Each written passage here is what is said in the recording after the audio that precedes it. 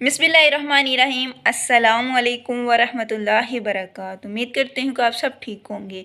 आज मैं बात करूंगी कि जो बलूचिस्तान में वाक़या हुआ है, जो बेटी गैरत के नाम पर कत्ल की गई है। मुझे आपके साथ एक सवाल है मेरा छोटा सा, कि मुझे ये गैरत है क्या? ये गैरत कौन सी चीज़ है, कौन सी बला है? एक गैरत का मतलब क्या है? मुझे ये कमेंट करके ज़रूर बताइएगा। आप सल्लल्लाहु अलैहि वसल्लम के अगर दौर की बात करें तो कोई ऐसी शरीयत में नहीं मिलती कि गैरत हो, किसी गैरत के नाम पर किसी बेटी को कत्ल किया गया हो। आप सल्लल्लाहु अलैहि वसल्लम के दौर की बात कर रही हूँ कि किसी बेटी को गैरत के नाम पर कत्ल किया गया हो। अगर उस दौर में किसी बेटी को गैरत के नाम पर कत्ल किया है ना, तो आप मुझे कमेंट करके कोई हदीस दे दें, कोई वाक़या दे दें, ठीक है, कि बेटी को गैरत के नाम पर उस वक़्त कत्ल किया गया था। उस वक़्त जब आप सल्लल्लाहु अलैहि वसल्लम का दौर था, बेटियों को इतनी इज़्ज़त, इतना मकाम, इतना प्यार, आप किस नबी को मानने वाले हो? हम तो उस नबी को मानने वाले हैं जो बेटियों के साथ मोहब्बत करने वाले हैं, बेटियों के साथ हुस्न सलूक करने वाले हैं, बेटियों का माथा चूमने वाले हैं। जब बेटी तशरीफ़ लेके आए तो बाप खड़े होने वाले हैं। हम तो उस नबी को मानते हैं। ये कौन लोग हैं जो गैरत के नाम पर बेटियों को कत्ल किए जा रहे हैं, नाजायज़ हक और के साथ कत्ल किए जा रहे हैं, और उसको ना हक कत्ल किए जा रहे हैं, और क्या नाम दे रहे हैं? गैरत का नाम। कि गैरत होती क्या है, इसकी हकीकत क्या है, इसका वजूद क्या है, इसकी हुक्कत क्या है? ठीक है, तो वजह क्या बताते हैं कि इसने अपनी पसंद की शादी की। ठीक है, पसंद की शादी की। क्या शरीयत इस चीज़ का बेटी को हक नहीं दे रही? जब अल्लाह उस बेटी को हक दे रहा है तो आप कौन हक छीनने वाले? वो अपनी पसंद को ज़ाहिर कर सकती है, अपने निकाह का पैगाम किसी दूसरे को भेजने का हक रखती है। शरीयत ने उसने इजाज़त दी है, दीन ने इजाज़त दी है। जब अल्लाह ने इजाज़त दी है तो आप कौन होते हैं रोकने वाले? जब अल्लाह का हुक्म आ जाए ना, तो फिर माँ बाप के हुक्म की कोई वैल्यू नहीं रहती, कोई औकात नहीं रहती, कोई कुछ हकीकत नहीं रहती, वो तर्क हो जाता है। तो ये अल्लाह का हुक्म है, ठीक है, कि बेटी अपनी पसंद की इजहार कर सकती है, अपनी पसंद की शादी कर सकती है। जब अल्लाह ने उसको ये राइट दिया है, हक दिया है, तो आप क्यों ये हक छीनते हैं और इसको गैरत का नाम दे देते हैं?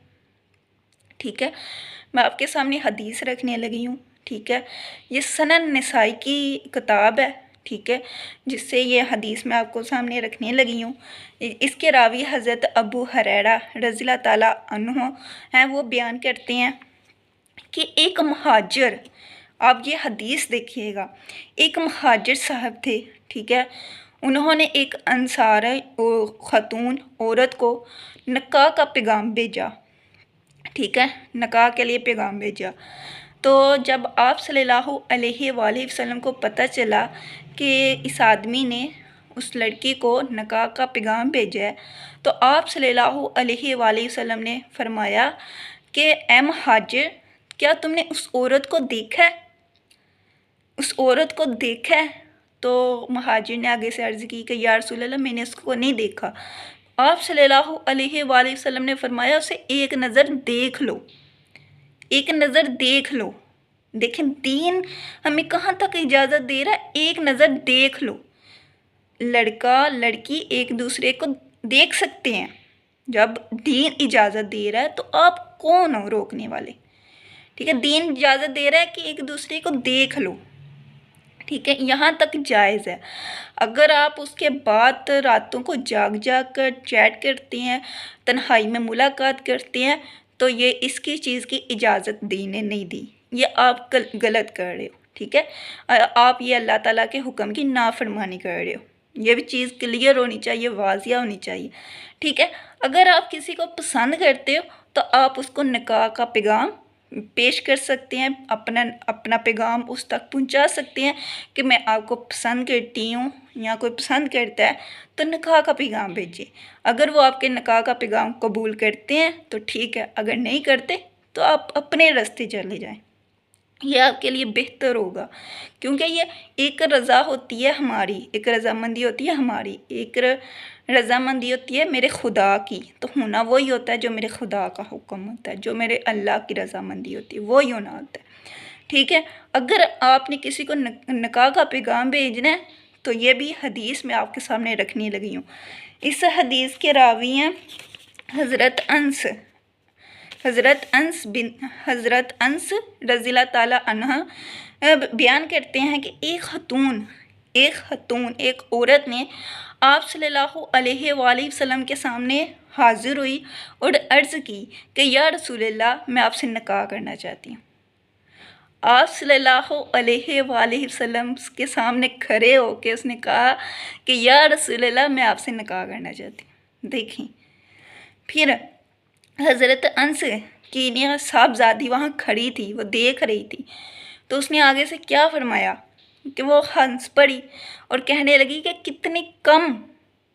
कितनी कम हया वाली औरत है। ठीक है, कितनी, इसका मतलब बेहया वाला नहीं है कि कम हया वाली है, उसे हया नहीं आई कि सबके सामने उसने निकाह का पैगाम दे दिया, निकाह की पेशगोई कर दिया कि आप मुझसे निकाह कर लें। ठीक है, आगे हज़रत अंस ने क्या जवाब दिया, अपनी बेटी से कहा, क्या बेटी, वो औरत तुमसे बेहतर है। क्यों? जो उसकी पसंद थी उसने इजहार किया, उसने इजहार पेश किया कि आप मुझसे निकाह कर लें।